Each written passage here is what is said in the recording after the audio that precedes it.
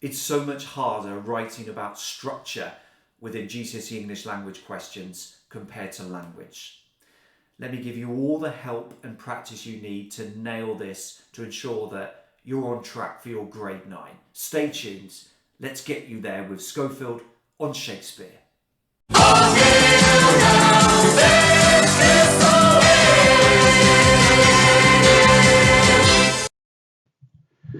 When thinking about what it means to explore structure, you may find it helpful to think about sequence and these particular questions. How is the information organized? Is it presented in chronological order, by topic, or to support a line of argument? How are the main ideas introduced? Is there a key argument, idea, or moment that the text builds up to? Are ideas or patterns of language repeated or revisited in the text? And can you spot any motifs? You should also think about focus and how focus shifts within non-fiction texts. For instance, what is the viewpoint? Are there any other viewpoints acknowledged? What is the balance between different aspects of contents? So information, arguments, biographical details, anecdotes, or comments. Can you identify any contrasts or opposites within the text? And are there any shifts in mood or tone? Consider also coherence and how links are made between different sections and the effects of these. So what do you notice about the opening and how it introduces the topic? What do you notice about the ending and how it rounds off the whole text? Are different parts of the text, such as the opening and ending, connected in any way? Can you identify any links within or across paragraphs? Are any paragraphs particularly long, short, or used to create a specific effect? Time now to introduce you to a typically balanced, neutral piece of writing from the Daily Mail columnist Richard Littlejohn. In this article, he asks gently, when are the wokerati going to stop butchering classic works of literature? When are the wokerati going to stop butchering classic works of literature? Roald Dahl, Ian Fleming, Enid Blyton, and now Agatha Christie have all fallen victim to the sensitivity police. No author is safe from the revisionists, not even Charles Dickens, judging by the BBC's latest adaptation of Great Expectations by the Peaky Blinders creator Stephen Knight. Reading our TV critic Christopher Stevens' brilliant review in yesterday's Mail, it is blindingly apparent that this bleak production lives down to our worst expectations. It features an opium-smoking Miss Havisham, a foul-mouthed Pip, and a little light spanking as Mrs. Joe, now called Sarah to prevent her being seen as a mere chattel of her husband, turns dominatrix. Not exactly sensitive, but utterly in line with today's warped artistic values. Yet while drug-taking, a torrent of four-letter words, graphic sex scenes and sadomasochism sail through the best possible taste barrier, far more innocent works are bowdlerized to appease the diversity brigade and plastered with trigger warnings. Talk about double standards. Every TV show these days seems to be an exercise in box ticking. No new drama is complete without the mandatory gay couple. I shouldn't be surprised to discover that Enid Blyton's famous five now consists of a Muslim, a lesbian, a single parent, an Afghan asylum seeker, and a Jamaican homosexual in a wheelchair. It was reported recently that Thomas the Tank Engine has also been updated, with the trains all now representing a different ethnic identity. No word, though, on whether the Fat Controller has been slimmed down so as not to offend people with weight issues. And I'm especially looking forward to the next episode, Thomasina, the transgendered tank engine. No, I didn't write that yesterday. Those words appeared in this column on April the 19th, 2016, almost 7 years ago to the day. Since then, the trains in Thomas the Tank Engine have been rebranded to include Ashima from India and Yongbao from China. The Fat Controller is now known as Sir Topham Hatt, in deference to those who consider fat shaming to be a hate crime. Thomas the Trans Engine can't be far behind. You couldn't make it up, except I did. A question for you to ponder. How does Littlejohn use structure to persuade the reader that society and those in the arts are overly preoccupied by politically correct gestures? Start thinking about this, referring either to the 4 paragraphs on screen or toggling back to the latter parts of the article. The video will resume in 5 seconds' time. Press pause now to ponder.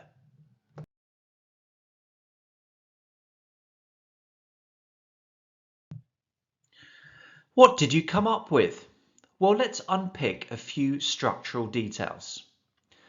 The main idea is introduced by a melodramatic rhetorical question, which gives the impression that a politically correct group of people in power are hell-bent on destroying our literary heritage. Within paragraph 3, note the change to a different viewpoint. It isn't just Littlejohn himself who is concerned, but implicitly another journalist, Christopher Stevens, who is from a completely different field. When exploring structure, think about sequencing.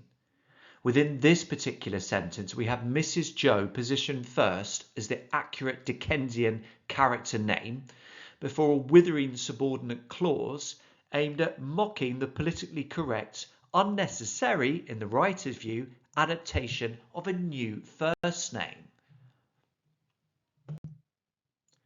Think also about sentence types. This final concluding sentence to the paragraph has no main clause. It is an incomplete sentence with no verb. The effect of this is to create an irritated, no-nonsense feel aimed at cutting those politically correct lunatics down to size. When will they finally acquire some common sense? Within this video, I'm going to show you lots of examples of how to write about structure. Here's a first one.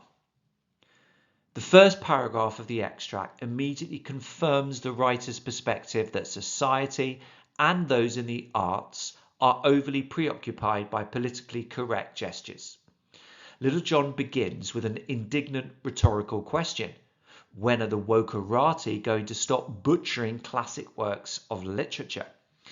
The use of a rhetorical question, rather than a statement, invites the reader to worry and speculate about the extent and scale to which dangerous politically correct changes to classic texts are occurring. In the third paragraph, Littlejohn references TV critic Christopher Stevens' brilliant review. This reference to another perspective, who implicitly shares the writer's viewpoints, gives further weight to the article, particularly given that he works in a different field of journalism, TV critic rather than columnist. The implication is that Littlejohn is far from alone in believing that those in the arts are out of control in their desire to revise and alter well-loved books. Littlejohn switches from using another expert to confirm his own views and prejudices to describe key details from the despised adaptation of Great Expectations. He uses a tricolon to reference 3 negative and ludicrous changes to the way characters behave in the adaptation: opium smoking, foul-mouthed, a little light spanking. The detailed references to individual characters gives the impression that Littlejohn knows both the text and the adaptation extremely well, and is venting his frustration from an informed standpoint, as opposed to taking a more ignorant, cheap shot. This sentence is structured in order to mock the changes, with Dickens's original name of Mrs. Joe positioned first to signify precedence and legitimacy, prior to a withering subordinate clause contained within dashes describing her name within the new adaptation. now called Sarah, to prevent her being seen as a mere chattel of her husband. A few points. Note the value of including quotations, which can help your analysis of structure be even more specific and insightful. It can also potentially lead on to analysis of language if, as is the case for OCR GCSE English Language, the question wants you to explore language and structure equally. Note also the importance of exploring the effect of different structural devices. I do this here by pointing out that Littlejohn's reference to TV critic Christopher Stevens' review gives further weight to the article and implies that his view may well be commonly held. Time now for you to get more involved. On each slide there will appear a question and a highlighted section of the extracts. Press pause each time the highlighted question and extract changes and discuss or think independently. Get started. Yes, it's pause time.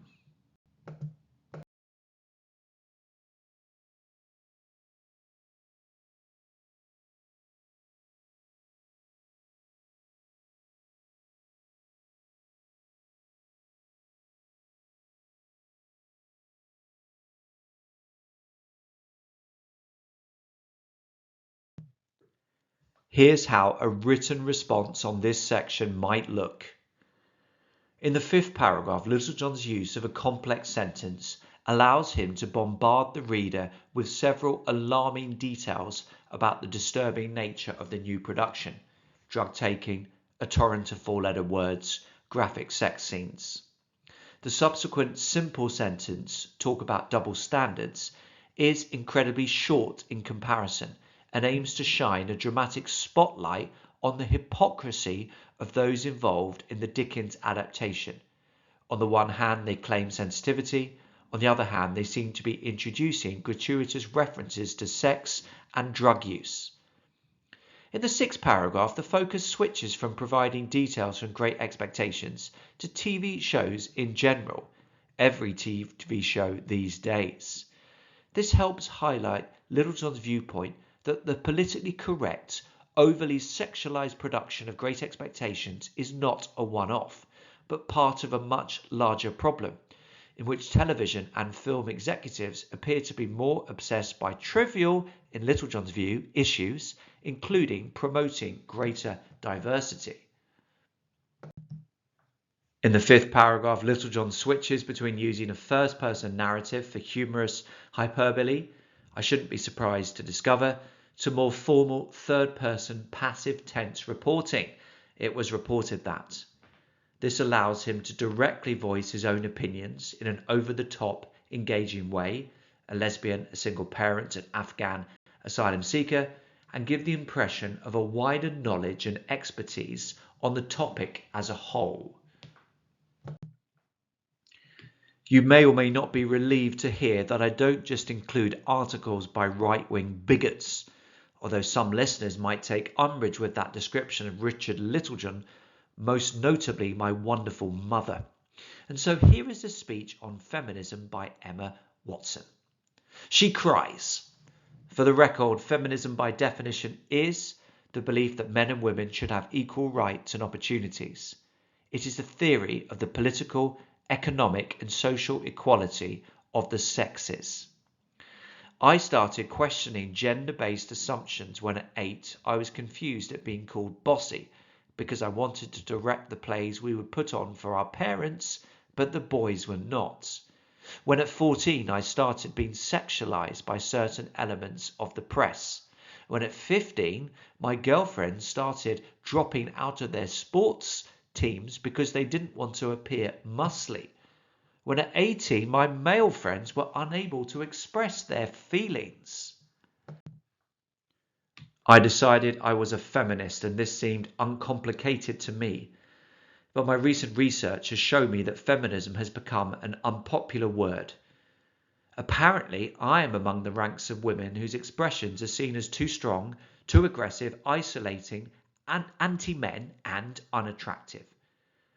Why is the word such an uncomfortable one? I am from Britain, think it is right that as a woman I am paid the same as my male counterparts. I think it is right that I should be able to make decisions about my own body. I think it is right that women be involved on my behalf in the policies and decision making of my country. I think it is right that socially I am afforded the same respect as men. But sadly, I can say that there is no one country in the world where all women can expect to receive these rights. No country in the world can yet say they have achieved gender equality. These rights I consider to be human rights, but I am one of the lucky ones. My life is a sheer privilege because my parents didn't love me less because I was born a daughter. My school did not limit me because I was a girl. My mentors didn't assume I would go less far because I might give birth to a child one day. These influences were the gender equality ambassadors that made me who I am today. They may not know it, but they are the inadvertent feminists who are changing the world today, and we need more of those. And if you still hate the word, it is not the word that is important, but the idea and the ambition behind it. Because not all women have been afforded the same rights that I have. In fact, statistically, very few have been. Do you want to spend some time now thinking more broadly about how Watson has used structure to persuade the reader that feminism is an important and relevant movement? Of course you do. Pause time.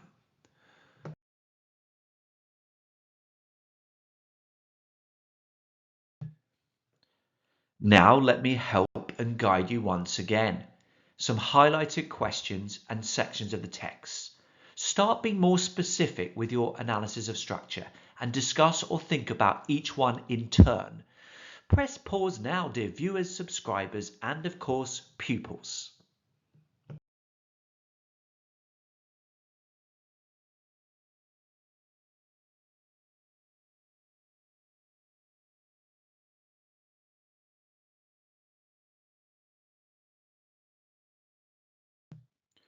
Now use these thoughts to put pen to paper or fingers to keyboard to write your response. Within this section of the text, how does Watson use structure to persuade the reader that feminism is an important and relevant movement? What are you waiting for? Get going. Press pause now.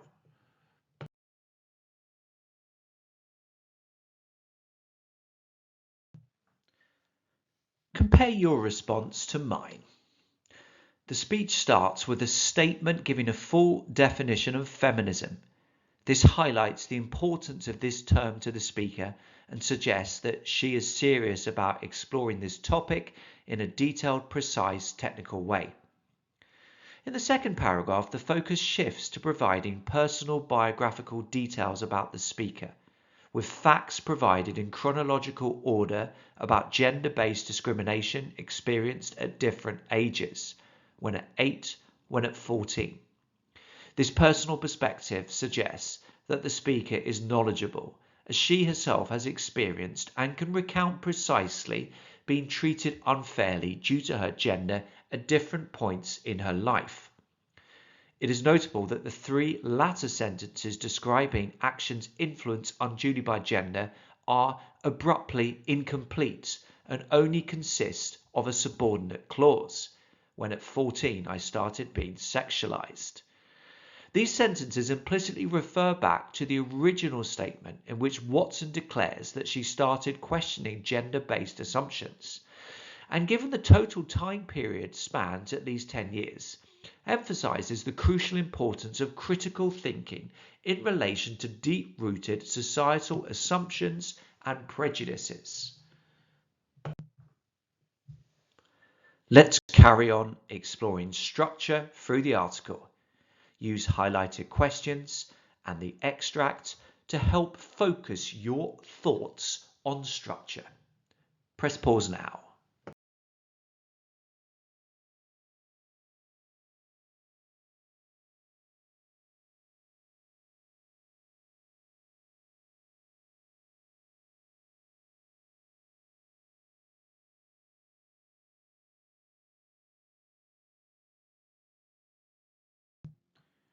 Ready to have another go at writing?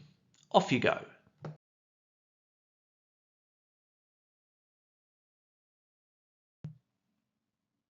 Compare your response to mine. I wrote, Watson shifts from providing biographical details about personal problems experienced due to gender at different ages to exploring the unfairly negative connotations of the term feminism when used by people in general, as signified by the reference to recent research and her position among the ranks of women. This persuasively aligns ordinary non-famous women with her famous self and illustrates the fact that, irrespective of who you are, as a woman, you are likely to experience prejudice, which needs to be addressed. In the 8th paragraph, Watson uses a rhetorical question within a one-sentence paragraph. Why is the word such an uncomfortable one? This facilitates Watson passionately countering any notion that individuals should be ashamed of being associated with or using the term feminism within the subsequent paragraph. This paragraph uses anaphora to repeat the indignant phrase, I think it is right. This is persuasive as it builds up emotional momentum and allows Watson to reference a range of situations in which it is clearly fair that women are treated the same as men, e.g. with pay, their own bodies, decision-making, etc. The final sentence of this paragraph begins with the conjunction but, which highlights the fact that, in spite of the speaker's reasonable views, societies are not currently set up to offer such fairness. The structure of this paragraph ensures that listeners are likely to feel that this is morally wrong. Final bit of verbal practice and discussion for you using the final third of the extract. Consider the questions and highlighted passages and be gloriously insightful about structure. Press pause.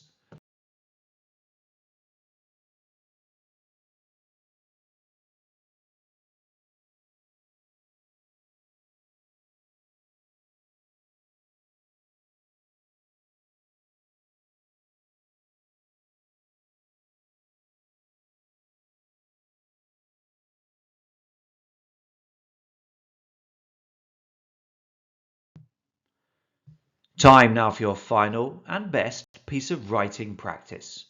Within this section, how does Watson use structure to persuade the reader that feminism is an important and relevant movement? Off you go, dear chums.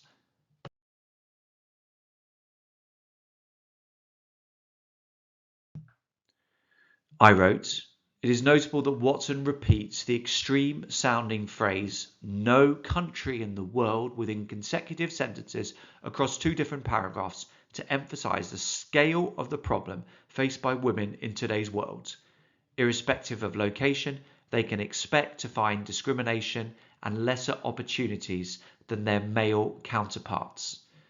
However, Watson continues to engage the reader by once again shifting to divulge personal details rather than merely making grandiose political statements and recognizing her own comparative privilege in relation to so many women. My school did not limit me because I was a girl. She uses a tricolon to illustrate the extent of her comparative advantages. My life, my school, my mentors allowed her to be successful in spite of her gender. The penultimate paragraph ends with a dramatic short sentence for effect, and we need more of these. The conjunction and decisively creates a link with the previous points about the importance of inadvertent feminists, whilst the abruptness of the phrase ensures that the listener understands very clearly that people in the world need to stand up and take proactive stances in order to provide women with the opportunities they deserve. Finally, the shift to the second person in the final paragraph, if you still hate the word, persuasively calls upon the audience to rethink their entire interpretation of the word feminist. It calls upon the listener to move beyond inaccurate negative connotations and consider more carefully the notion of equality which lies behind its use. So what is required to ace these questions on structure? Well, we're looking to highlight changes in foci, narrative perspective, movements from personal biography to grand-sounding political statements. We're looking to identify different sentence structures for effect, those dramatic incomplete sentences, or those complex sentences packed with all too revealing juicy details. We're looking for repetition, perhaps of individual words and phrases, but also techniques such as tricolon and anaphora. I hope it's been useful. If you're taking the OCR GCSE English Language exams on the 5th and 12th of June, good luck, and do post your feedback within the comments section below. You have been watching Schofield on Shakespeare.